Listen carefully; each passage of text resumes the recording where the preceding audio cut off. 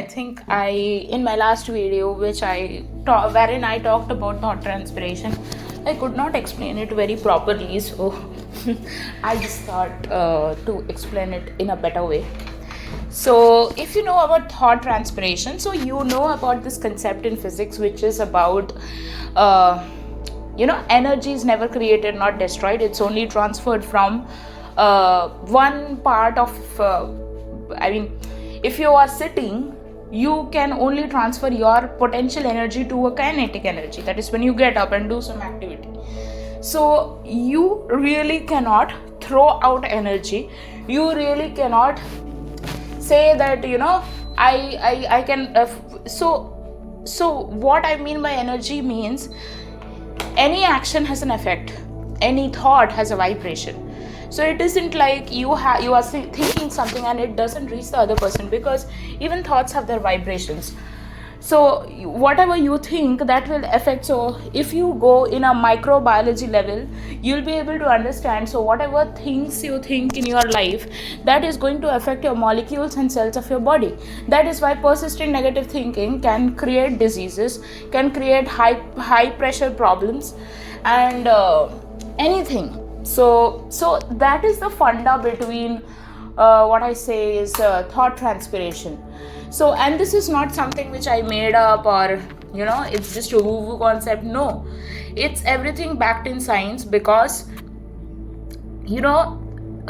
thoughts are something which will reach the other person no matter how far you're sitting with this person, and especially when it is backed with emotions, intense emotions, whether happiness, sadness, longing, or anything, it's going to affect the other person. Otherwise, why would people say that be afraid of whatever bad things you do in your life, because it's going to pay you back and bite you when you are alone. So I am going to first talk about thoughts transpiration, and then a real life example of what happened, because some of the things I said in my last video wasn't so much clear. So I think I was not in the right frame of mind to explain it, so I'm going to make it again. So let me just explain it for a bit. So let me talk about the neuroscience perspective. So basically, our brains are wired to mirror others. So when you think intensely about someone you know well, your brain will reactivate that same circuits that lit up when you are with them. So that doesn't literally send signals to their brain, but it strengthens your emotional bond, and it makes more sensitive to subtle cues. And there is a certain thing like there's a, like, if you have read this book of Joe Dispenza, which is on supernatural, and it's not something related to ghost or supernatural people. No, it's basically he's totally explaining how your own thoughts can change your life, and how true intuition and telepathy is. Sometimes when you are lost in a path, and something inside of your mind tells you that this is the right path and this is the wrong path, and you follow your heart by taking that right path, and it actually leads you to what you wanted. And this is not about just SP I'm talking about any things in general. Maybe you are coming back from a place wherein you don't know where the route is, and people are not beside you. So how do you take a decision that this might be it, this might go the right way and this might go a wrong way? It's only because there's something inside your mind which tells you, okay, this is right, and that route might be wrong. So that vibe, that way of in supernatural intelligence inside of you, that infinite intelligence guides you. So you can say that it's God, you can also say that it's own supernatural intelligence you have, which leads you to the right path.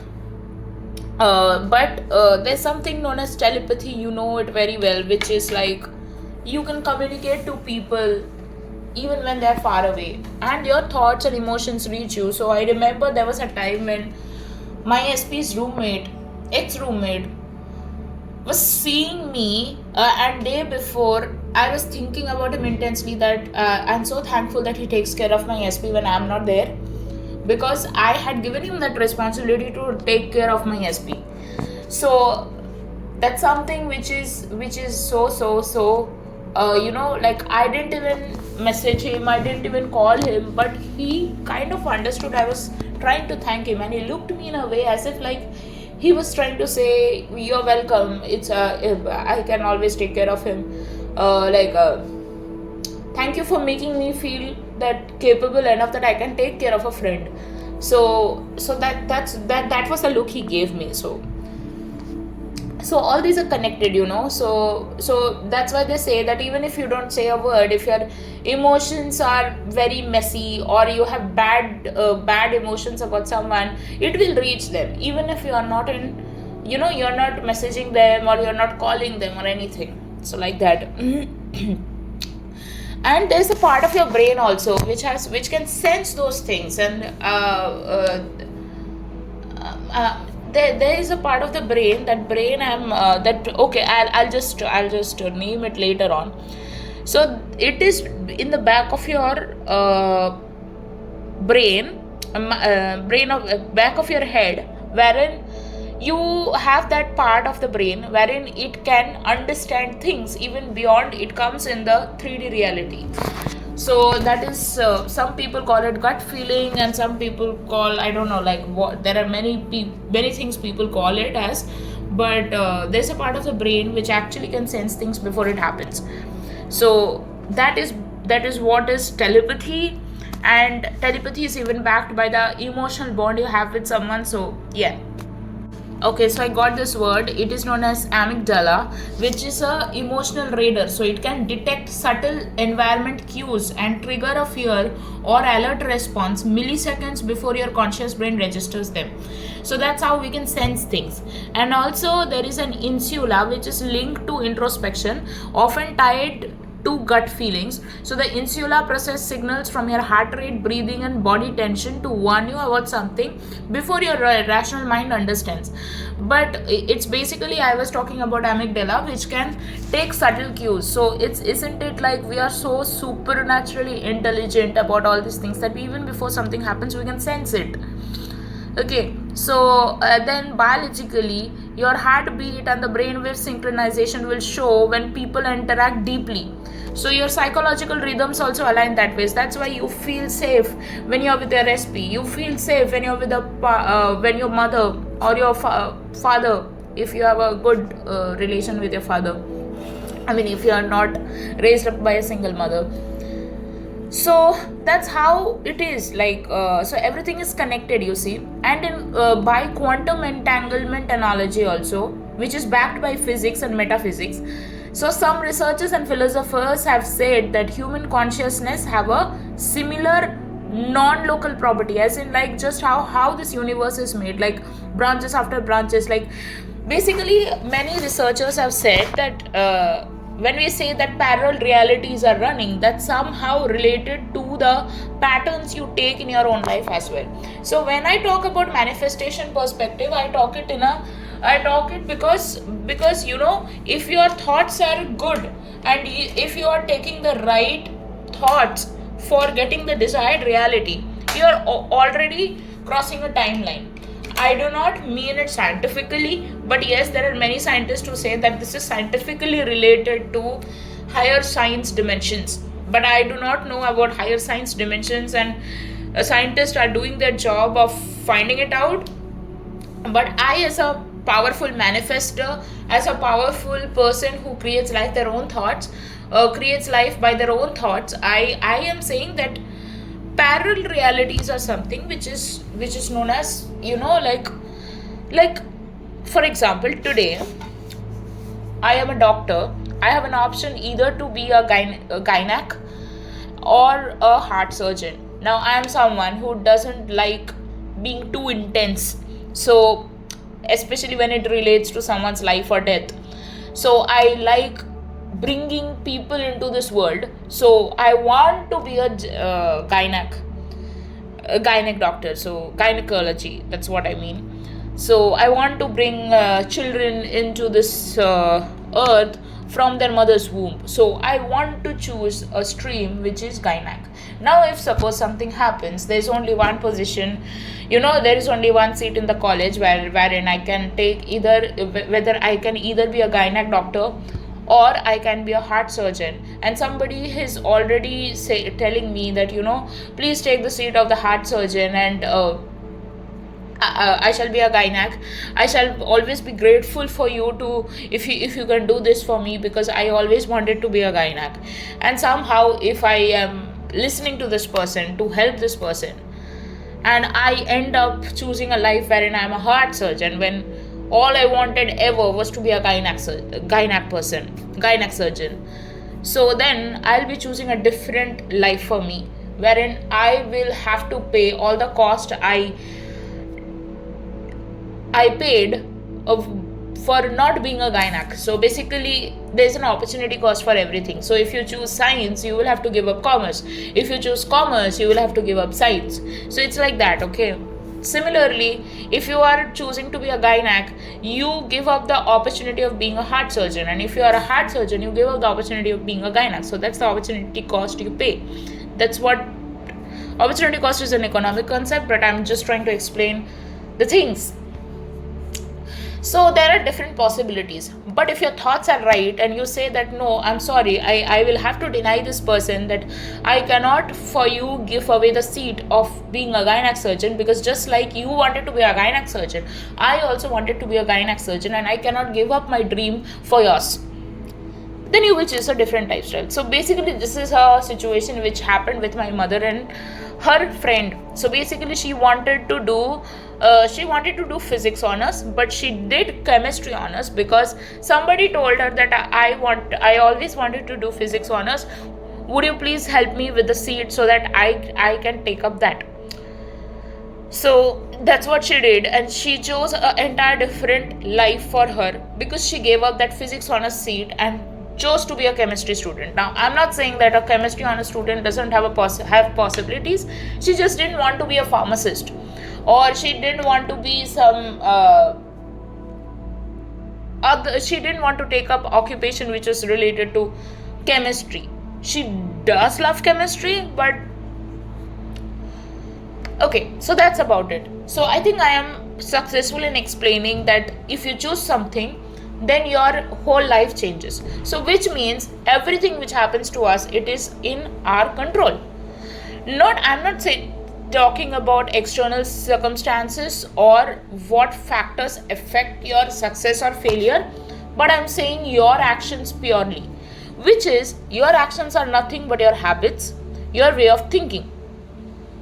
So when I talk about all these things, what I mean to say is that in a metaphysics perspective, you can always transfer from one timeline to another if you are thinking properly. So last night I was thinking about the person who had actually hired me in this job, and that person was like, he really took me even when odds were against me, even when like I had multiple failures, he believed on me. And I don't know, like sometimes people's time don't go well. I went into a training period for some 2 months, and then after that I went to the one department. There the due head was a very difficult person. He wanted someone experienced, so he kept on pushing against me so much that he ultimately told me, if you don't go and talk to the central project manager, then I will land up in problem, because things are not able to be managed properly because you have no domain knowledge about this particular thing. And to be honest, like because I came from a different background, he was not wrong about what he said. So I thought that maybe the central team could help. So I went to the central team and I spoke to them. And this person who hired me is very protective about me, touch wood, which is why he knew the leads here are not so supportive. So he removed me from that place. And there was anyway going to be an organizational structure change. So anyway, many people were going from one department to another because everything was getting changed. So he put me into some other team. And in the some other team, A person who referred me to this particular department was there, and he kind of didn't want me in his team because people were starting to link him and me as some male female being together. So that's the reason he didn't want me to be in the same team, because somewhere it if he felt there might be a conflict of interest, the friendship could be affected. And the second part of it was, people might interpret it as favoritism or something like that. So I don't know, like, if that, because that's what he told me indirectly many times. But directly he told me that, this is a very fast paced project, and since you are in the learning curve, it might be very difficult for you, so I removed you from team.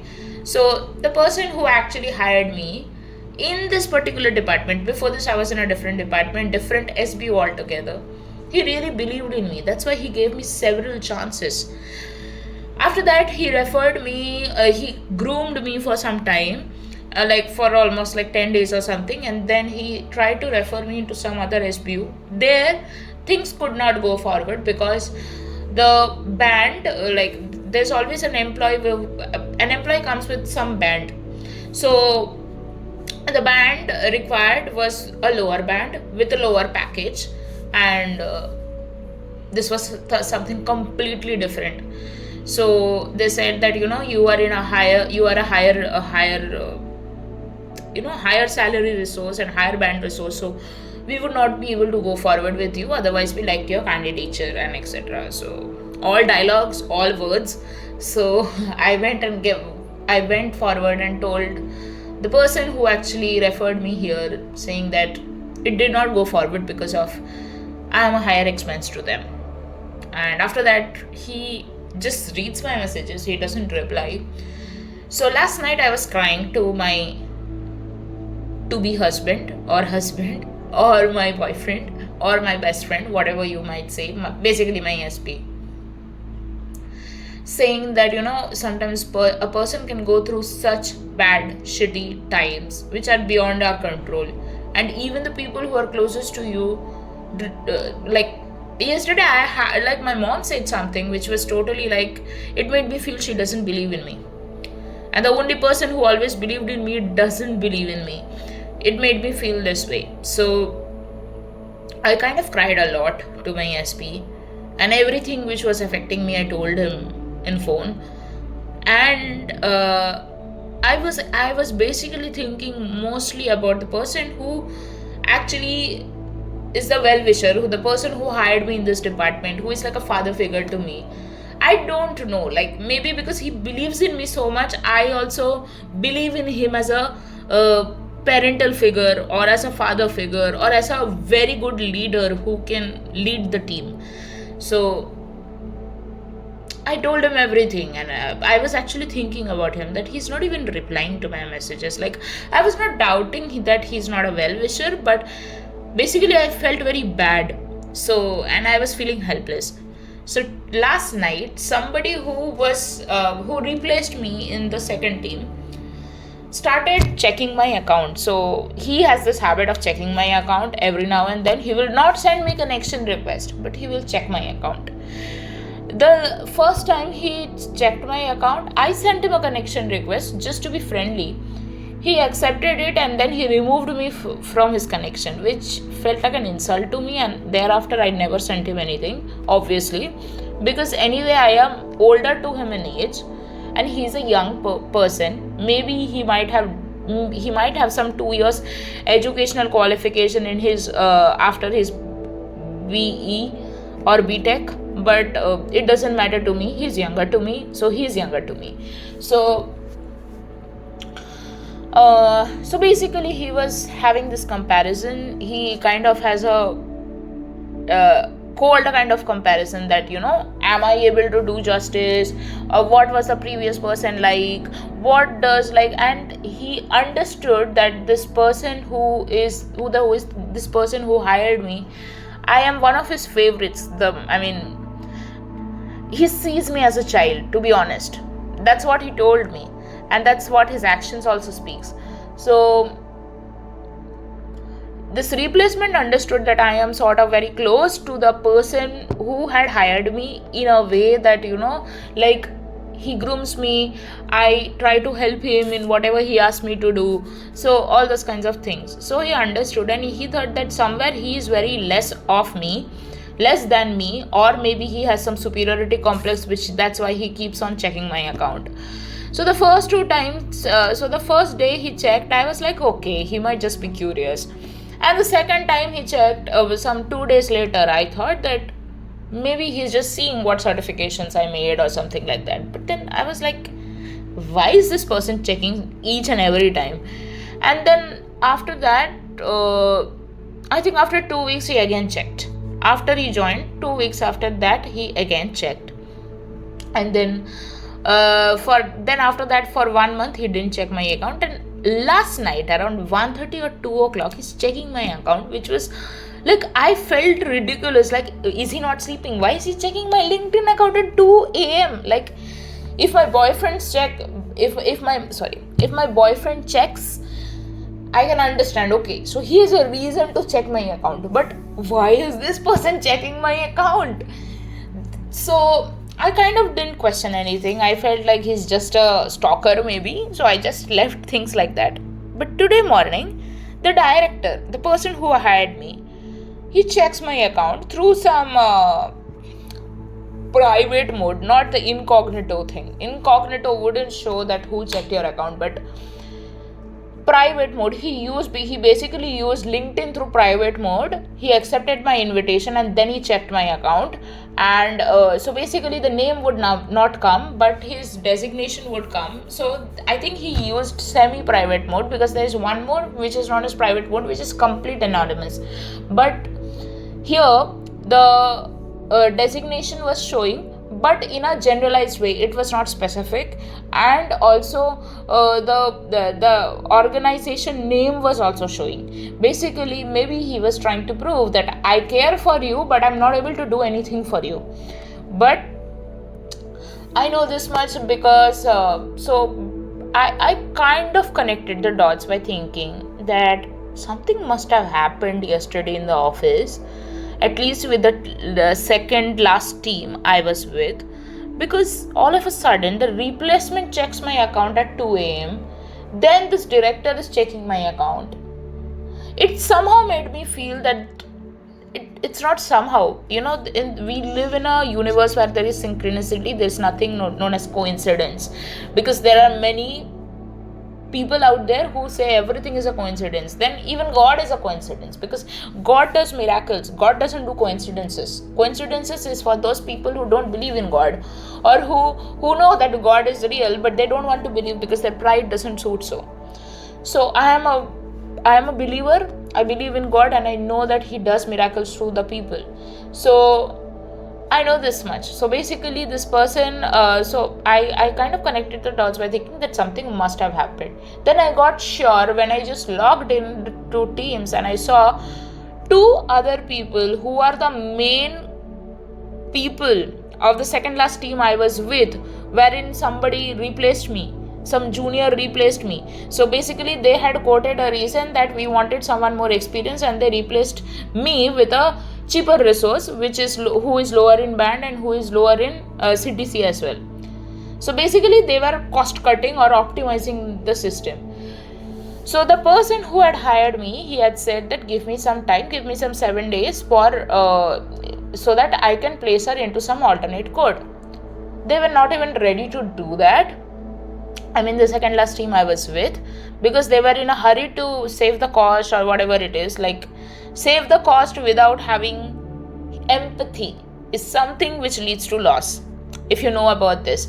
So when you go in the market to do business, you cannot just see how much money I'm making or how much cost I'm cutting. It has to be backed with some sort of responsibility you give back to your community. And when I say community, I mean the immediate environment, or something. So like, for example, if you are a paper industry, you keep on cutting trees. What are you doing? Like, what are you doing to the society? You are actually creating loss for the society by, for your own profit. So it's always a win-win. It cannot be a lose-win. So what they did was they put me in bench in a certain point of time, like 2 or 3 days later. So the person who had hired me and who is like a well-wisher to me, he said that give me some 7 days to place her in a team because she's unallocated and we don't want her to be in bench. These people didn't hear.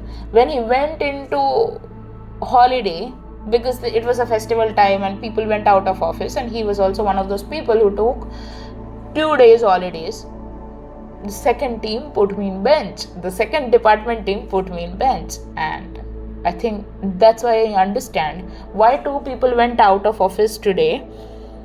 It must have been a big fight, because you have kind of like, if a director tells you that you have to hold on for 7 more days before you put someone into some bench code or something, 7 more days, like I'll put her into some project code rather than putting her in bench. So instead of doing that, when they break the instructions given to them, obviously it has a repercussion. So two people went into the 2 people from that previous team were out of office. The replacement checks my account and even the director checks my account. So all these are interrelated. So that's why I always tell you that, if you try everything and things don't work out through your own actions, the most you can do is you need to have positive thoughts about that particular thing, positive thoughts about the situation, positive thoughts about you are a gift. So I saw it somewhere today, and not everything is about my SP, because I see my SP as someone I love very much. So I do not remember things which are not worth remembering, like painful things. But this is for people who bitch against you, the politicians who hurt you in office. So I read this thing, and it was something about, wait, let me just go through this. There was a saying this: you will never find another me, and that's enough revenge. So that's something like I found of in this particular pattern I'm going through in my office. So basically, I do everything, I put in all my hard work, effort, but I get removed. It's not because that I don't deserve to be there. It's just that somebody doesn't want me to be there, and that's how things happen. But there is a supreme power in this universe who looks after you. So people might do whatever they are doing at this point of time, thinking, I am very powerful, I can hurt you, I can do anything I want. But it's not like that. There's someone who is actually looking after you. So if you feel like there's no one for you, there's God for you. That's all I would say. The only things which can carry you forward from road to palace is your own thoughts, your own positive thoughts. Like there was a time, like when there was a time in my life before I met my SP. There was a person like who I loved before him, and he used to say this thing to me, that you're someone who inspires me a lot, and let me address myself as Miracle, because my name means miracle, my real name means Miracle. So he told me, Miracle, you motivate me in ways I can't tell you. I mean, you are raised up by a single mother, you're so strong, you're so emotionally intelligent, and by emotionally intelligent he meant empathy. He meant that you treat people as if they are your child, as if like you there's so much of kindness inside of you. And so that's what he used to tell me, that you are my inspiration. So whenever I face difficulties, I think that you have combated so many things, so why can't I? And that was something which was, I felt so honored when I heard it, because that's something like even my SP says it, like it was not something related to the same thing, but he also said the same thing, that I'm proud of you, that you so there was a very bad situation in my home, and like I was doing my duty, but he did appreciate me for my own characteristics by saying that, Miracle, I'm so proud of you, that even when your salary is so low at this point of time, like at that point of time it was lower, so now it is like better, but like okay. And I'm talking about all these things because it's not because I'm highlighting my weakness or something, but it's just that, let's be real, let's talk real, because this is a mindset channel. So he used to tell me, even when you face so many difficulties at this point of time, you're managing so many responsibilities from your end and your family's end, I'm so proud of you that you're still contributing significantly in your with your family. Like, this is not something everybody would do, and I'm so happy that you are such a person, that you are so responsible. And that also, like, I was so honored when he said that. So these are things which, like, which takes you forward. It's very much necessary to be not always counting, like, I gave this effort and I just didn't get results. Sometimes you get delayed results, you can't help it. Just like many of you are manifesting SP and you haven't had your SP in the 3D yet, but you're hopeful, right? And hope is a very weak kind of word. I would say that it's yours and it is unfolding in its right time. So always believe in yourself. Always believe in yourself. Thank you.